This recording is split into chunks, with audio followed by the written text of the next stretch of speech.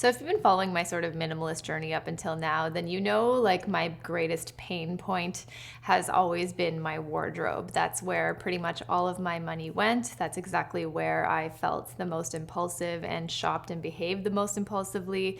And it's also the area where I not only felt the most confused in terms of what it is I actually liked and wore and felt good in, but I just didn't know my personal style. And I tried to shop my way into finding it. Since I discovered minimalism, I think one of the key sort of benefits of it was actually finding and embracing and committing to my personal style. I finally found a style that feels like me, that I feel comfortable in. And from that, I've been able to sort of stave off any of those high pressure feelings to shop and continuously add more to it all the time. I'm not saying that I haven't added to my wardrobe and that I never will, but now that I know my personal style, it doesn't feel constant. So today I want to share with you how I found my style uniform, my personal style, without shopping. The first way that I was able to find my style uniform and define my personal style was I actually tracked it.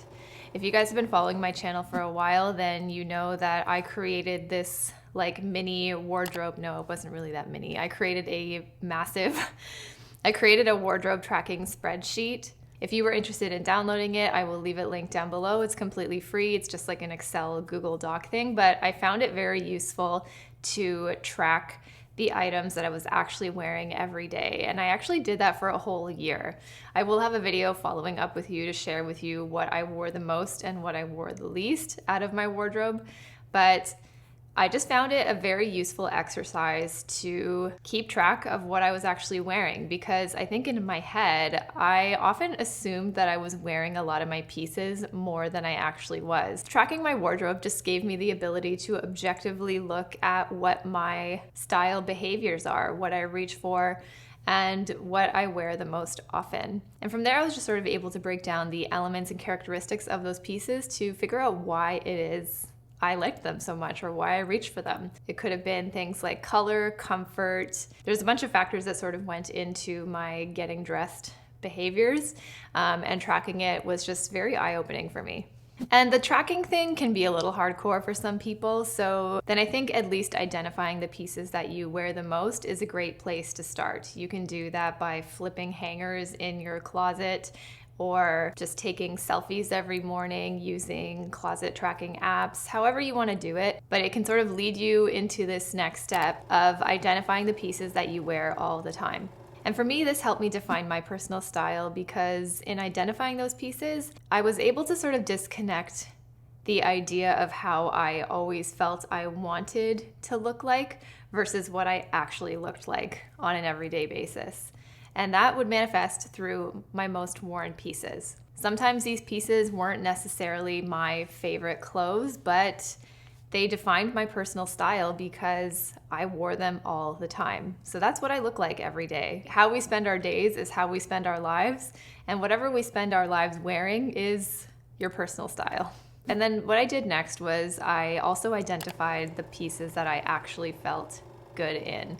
So not only did I understand and break down the items that I wore the most, I took it a step further to figure out what pieces I actually felt good in. I discovered that I have a few pieces in my wardrobe that I can really just grab and go, and I not only wear them a lot, but I actually feel good in them. The pieces I felt good in ended up being a mix of occasion wear, so pieces that I didn't really wear that often, but when I did, felt really good, and pieces that I wore every single day. So I found ways to mix and match these things, so then I was able to build an outfit and a wardrobe that, one, felt comfortable, which is what I was looking for, and two, felt like me and felt stylish to me for what I'm looking for in my personal style. The fourth thing I did was that I played around in my closet and identified combinations and sort of base foundations that I knew worked for me. So it was through identifying my most worn pieces and the pieces that I felt good in, regardless of how often they were worn, I started playing dress up, and I started playing around with different outfit combinations, and that I knew I could easily reach for and create permutations and combinations of that would still ultimately always feel like me and always feel like I had something to wear. So play a little dress up. You have better clothes in your closet than you might think. The fifth tip, and I feel like I don't really know if this should be number 5. I feel like it should have been number 1. It is that I decluttered my way there. Now, I would never recommend that you go through a period of over shopping and over consuming and then decluttering it all down to figure out your personal style. When I first started decluttering and changing my shopping behaviors, I did a wardrobe inventory and I had well over 300 pieces of clothing. And that's for sure why I always felt confused and overwhelmed and very dissatisfied with my wardrobe. And the items that made the cut and stayed ended up being the items that helped me define my personal style. And believe me, I still am very much in the process of decluttering. There's still plenty of room for me to whittle down my wardrobe even more. When you sift through the things that are in the way and get rid of them, the things that remain for a reason. Whether it be you like them, you actually wear them a lot, or they could be for other reasons like sentimentality, maybe having some decluttering barriers. But give yourself some time. The more you declutter, the clearer the things are gonna get. When you have too many choices, too many options, too many sames but difference, I think that's when it gets a little confusing and just becomes more difficult to get dressed and feel like yourself. I always think of my wardrobe as like a Denny's versus like a 4-star restaurant. I mean, I haven't been to Denny's for a while, but you know, when you go to these like House of Pancakes or whatever, there's like way too many options. It gets very overwhelming. You don't know what to do. You kind of want to try everything, but then you feel a little sick, you feel overwhelmed. It's just a little too much. But then if you go to like a 4-star restaurant, the menus are very well thought out. The dishes and combinations and order in which things are served are very deliberate, and most times it's a very small curated list of options, and that ultimately feels less confusing, and then at the end I think gives you a better and even more memorable experience. So if you try to think of your wardrobe like that and try to approach decluttering your wardrobe in that way, I think it can really help you weed out the noise, and the things that remain are what you can start working with to define your personal style. The next way I was able to define my personal style was I let go of my fantasy self. The fantasy self is still somebody I very much struggle with, and the more I cater to this fantasy self, the more I realized how wasteful the purchases I was making were.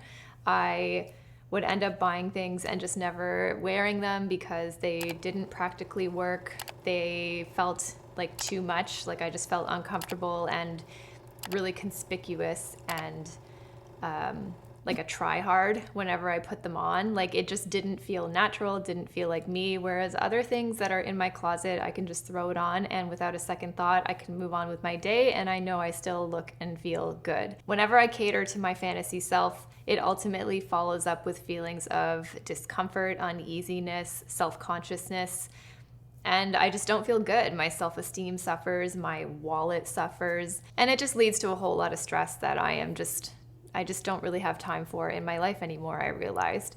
So when I let go of my fantasy self and started dressing for my real self and trying to dress by feeling, that's when I started to feel better and when I really started to understand my personal style for me.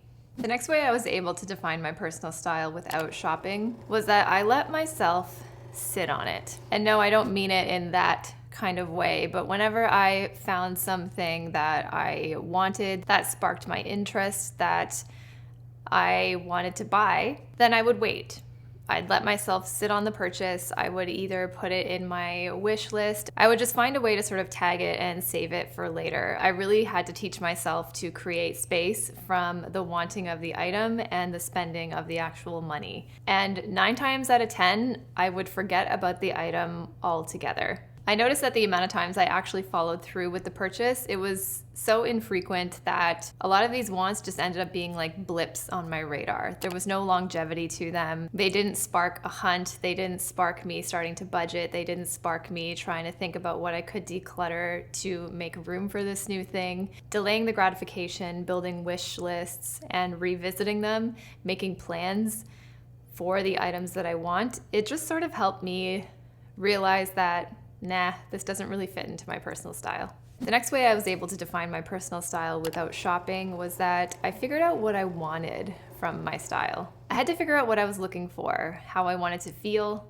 what's actually functional in my real reality, and how I determine what spicing up an outfit really means for me.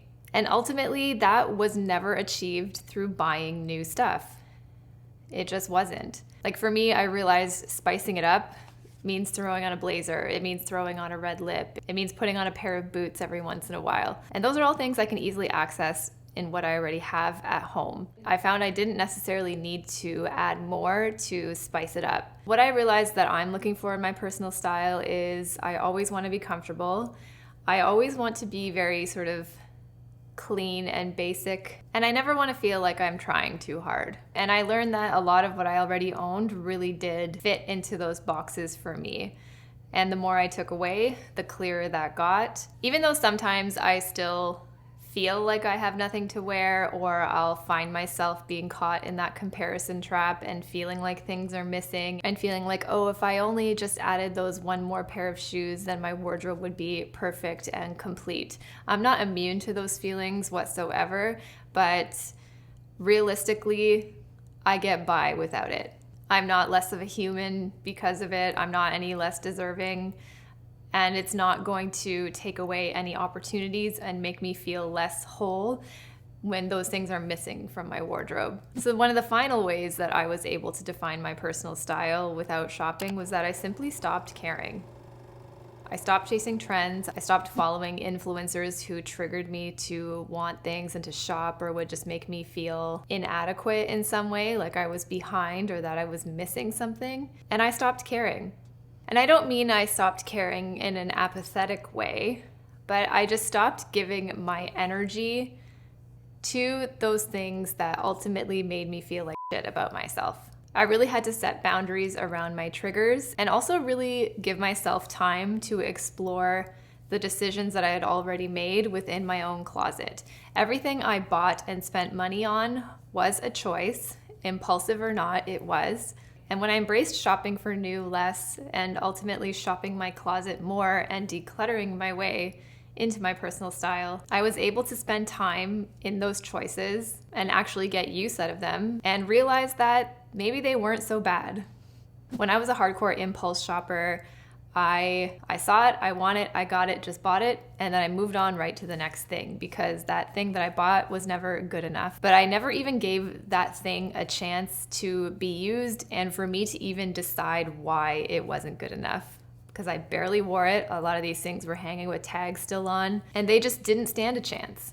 So the items that survived the declutters and felt like they fit into my personal style, I've been able to explore playing around with them more and actually giving them a chance. And I was able to do that when I stopped caring about what other people were wearing all the time, when I stopped putting all of my stock into following trends, and when I essentially decoupled my self-worth from what I look like.